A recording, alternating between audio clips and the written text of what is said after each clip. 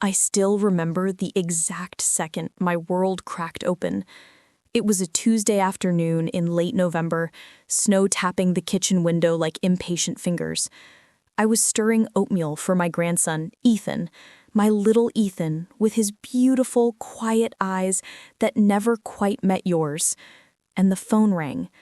"Mom," Emily said, her voice bright and sharp as broken glass, "don't come to the wedding. Mark's family thinks it would be awkward. You understand, right?" Click. The line went dead before I could answer. I stood there, with the wooden spoon dripping oatmeal onto my slippers, staring at the phone like it had bitten me. My only daughter had just erased me from the day she used to dream about when she was 6, twirling in my old lace curtains, pretending they were a veil. That was the first cut. There would be many more. People think grief is loud. It isn't. Grief is the soft squeak of the rocking chair at 3 a.m. when you realize no one is coming. Grief is folding tiny superhero shirts that will never be worn in your house again because the city has better therapies. Grief is the smell of cinnamon rolls cooling on the rack for a little boy who now lives 3 states away and calls another woman Mommy. I raised Ethan alone for 8 years. Emily dropped him on my porch when he was 4, suitcase in one hand, diagnosis papers in the other. He flaps his hands too much. Parties make him scream. I can't do influencers and autism. Those were her exact words. She kissed his forehead like she was returning a library book and left in her new Jeep before the dust settled. I was 61 then, widowed, arthritic, and suddenly a mother again to a child who spoke in echoes and lined his toys up by color instead of playing with them. But oh, how I loved him. I learned PEX cards before I learned how to use an iPad. I sat through hours of ABA that broke my heart, but taught him to say, "I love you, Grandma," in a voice like wind chimes. I sold the good jewelry my husband gave me to pay for horse therapy because horses didn't judge when Ethan didn't answer back. Every night I sang him the same lullaby my mother sang me, even when he covered his ears. Love isn't always returned the way you give it. Sometimes love is just showing up. The years slipped by quiet and hard. Emily posted pictures from Dubai, from Paris, from rooftop bars with men who look like magazine covers. Once a year, on Ethan's birthday, she sent a text, "Tell my baby I love him." I never told him. He didn't need ghosts. Then everything changed.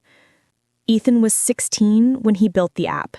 He called it Quiet Space, an augmented reality tool that overlays calming visuals and white noise for autistic kids in meltdown. He coded it in my basement on an old laptop I bought him at a garage sale. I brought him peanut butter sandwiches and sat on the steps listening to the click of keys like rain on a tin roof. Within 18 months, it had 3 million downloads. Apple featured it. Investors called. By the time he turned 18, Ethan, my silent, beautiful boy, was worth $3.2 million. He bought me a new washer because he noticed I carried laundry to the laundromat in snow. He still lined his socks by color. That's when the vultures came home. I was pruning roses in the front yard, thorns catching my old yellow gloves, when the black SUV pulled up. Emily stepped out in sunglasses that probably cost more than my car. Behind her, a man in a suit, tall, thin, expensive watch, carried a leather briefcase like a weapon. "Mom," she sang, arms wide. I stayed on my knees in the dirt. She hugged me anyway, perfume choking the smell of earth. "We've missed you so much, and Ethan, God, look how tall he is."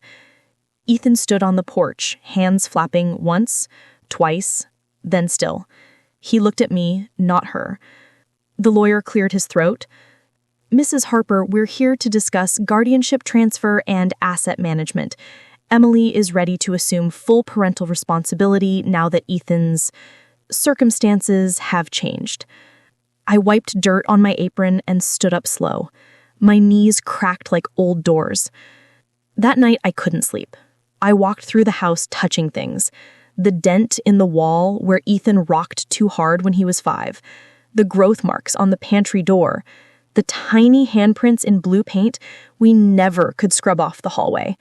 Every corner held a piece of us. I thought about the years I cashed my Social Security early so he could have speech therapy. I thought about Emily's wedding photos I was never sent.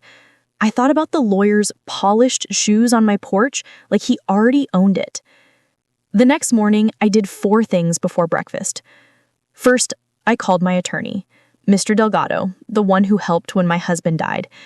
Second, I signed the papers that made Ethan the sole trustee of his own fortune the day he turned 18, which was in 3 weeks. Third, I removed Emily's name from the small life insurance policy I still had. Fourth, I changed the locks. Not out of spite, out of exhaustion.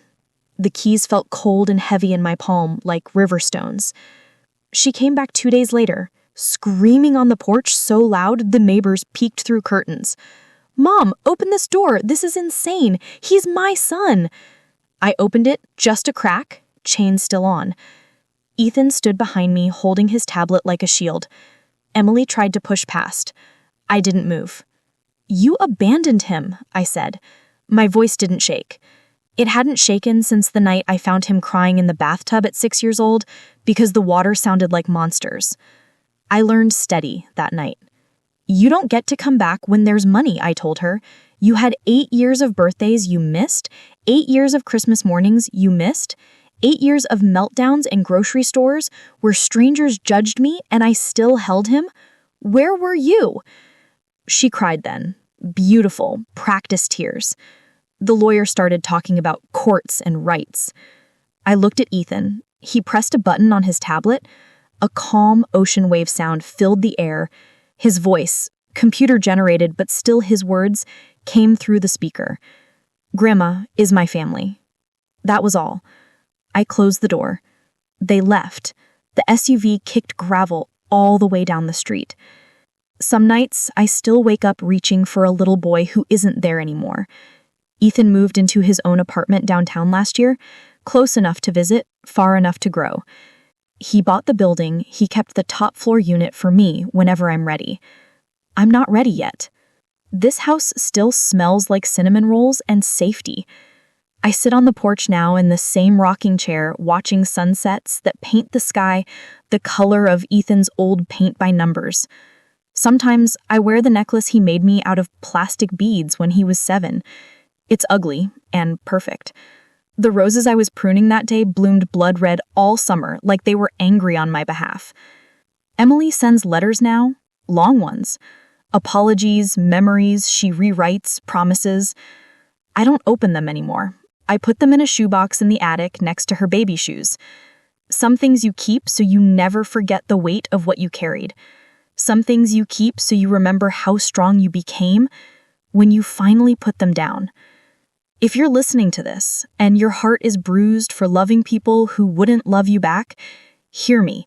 You are allowed to close the door. You are allowed to change the locks. You are allowed to eat dinner alone with the television off and the silence soft as flannel. Peace is not the absence of noise. Peace is the presence of dignity. I still bake cinnamon rolls every Sunday. Ethan comes over.